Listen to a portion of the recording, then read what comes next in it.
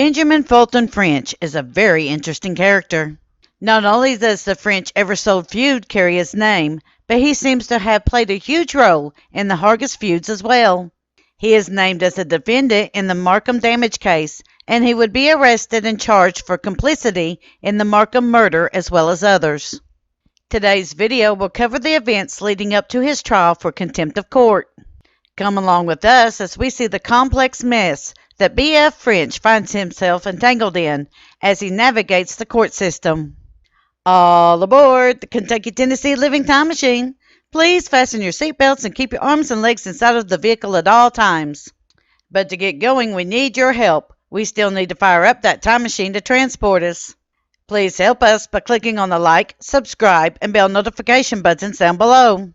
Not only does this fire up the time machine, but it convinces the YouTube algorithm that we need a bigger time machine to reach more people who love history as much as you do. Now, back to our story. The Marcum Damage case appeals verdict. First, to clear the air about the Marcum Damage suit, Mrs. Marcum was not pleased that Judge B.F. French and former Kentucky Senator Alex Hargis was not found responsible for the death of her husband, J.B. Marcum.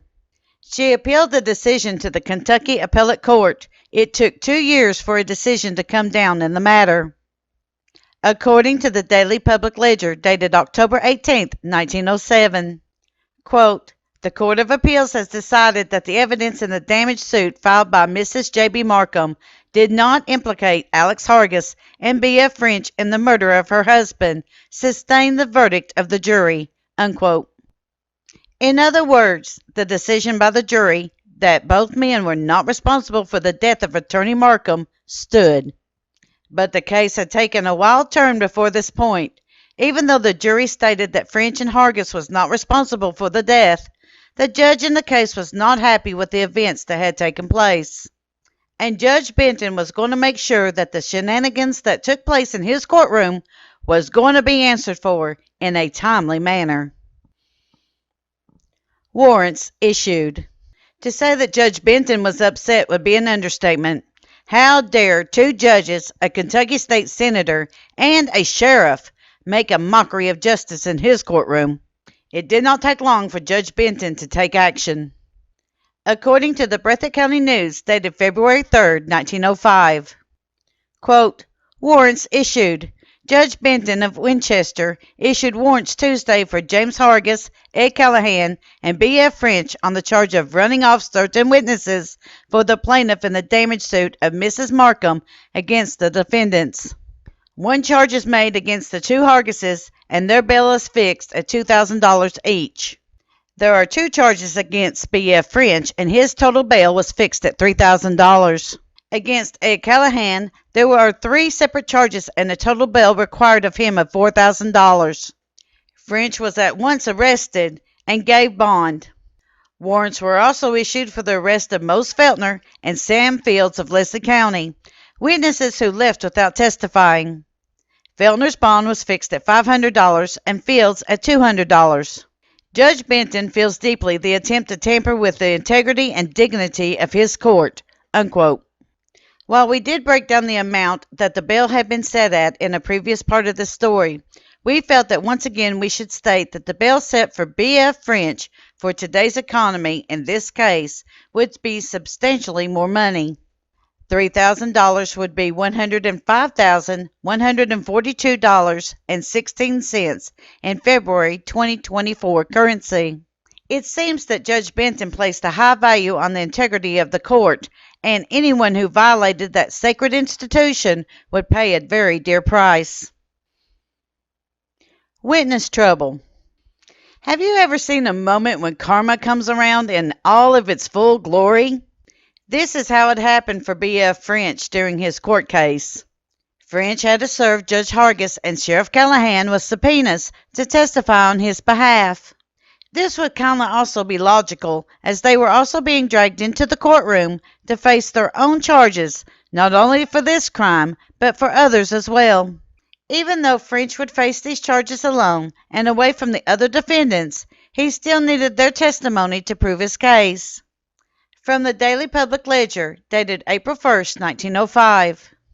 Quote, subpoenas for Judge Hargis and Sheriff Callahan were sent to Lexington yesterday from Winchester, summoning them to appear there next Monday as witnesses for the defense in the case of the Commonwealth against B.F. French and others, who are the answer for contempt of court, unquote. As the date of the trial of contempt of court grew near, there was a problem for the defense. It would seem that there were no witnesses that voluntarily or by subpoena showed up on their behalf. So a continuance was called in order for the defense to prepare for their case. According to the Daily Ledger, dated May 31st, 1905. Quote, the trial of the contempt cases of James and Alex Hargis, Ed Callahan, B.F. French, and Felix Feltner, growing out of the Marcum Damage suit, began at Winchester yesterday. An attempt was made Monday by the defense to secure the continuance of the cases against French and Feltner on the grounds of absence of witnesses, unquote. There may have been a huge reason behind this, as the witnesses were facing their own court cases and were being advised by their own legal counsel not to testify. But it is ironic that here French stood, accused of paying a witness to get rid of as many witnesses as possible in the Marcum Damage case, is now having trouble because of a lack of witnesses. The continuance allowed. Most of the testimonies that were given in the Marcum, Felix Feltner, Mose Feltner, Ed Callahan, and both Hargis brothers' trials were being repeated over and over again. And there were the affidavits given by Mose Feltner and Sam Fields that had to be dealt with. The defense needed time to prepare any witnesses that it could find, and so the question would be, would the time be granted? Quote, Clark Circuit Court. Circuit Court met on Monday. In the contempt cases against Felix Feltner and B.F. French, the court granted time for preparing affidavits. The contempt cases against Judge and Senator Hargis, Sheriff Callahan, Mose Feltner, Sam Fields, and Russell Wooten were passed for the present, the court having decided to take up the cases against Felix Feltner and B.F. French. Felix B. Feltner of Hyden, Kentucky, arrived in Lexington Friday from Winchester with subpoenas for Judge James Hargis and Sheriff Ed Callahan, summoning them to appear in the Clark Circuit Court at Winchester Monday to answer in the contempt proceedings against B.F. French and others, charged with spiriting witnesses away in the Marcum Damage suit. Hargis's and Callahan were also defendants with the Feltner and B.F. French in the contempt cases. Felix Feltner is a cousin of Mose Feltner. He is the man whom Judge Hargis is alleged to have paid the $2,500 to be given to Mose Feltner not to testify for the Commonwealth. He is the man who, with B.F. French, is charged with spiriting Mose Feltner, Sam Fields, and Ruck Cottongain away from keeping them from testifying in the Marcum Damage suit, taking these important witnesses to Ohio. It is for this offense that he and French, together with James Hargis and Ed Callahan, are now under contempt charge in the Clark Circuit Court, unquote. These were very serious charges leveled against these men. Witness tampering in 1905 had varied legal consequences depending upon the circumstances on which it occurred, the jurisdiction in which it happened, or the judge of the case. In other words, in 1905, it really depended upon where you were and what you did on if the charges could be brought against you. This would not be the end of the legal issues for French, as he would also face many charges of conspiracy to murder. The first of these charges would be leveled against French, would come from the widow Marcum. Arrest for murder. There is a very old saying, quote, when it rains, it pours, unquote.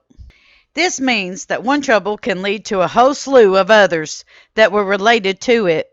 The widow Marcum was not done with the men yet.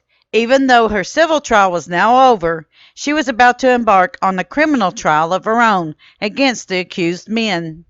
According to the Mount Sterling Advocate, dated June 7, 1905, quote, James and Alex Hargis and B.F. French arrested for complicity in murder and sent to jail.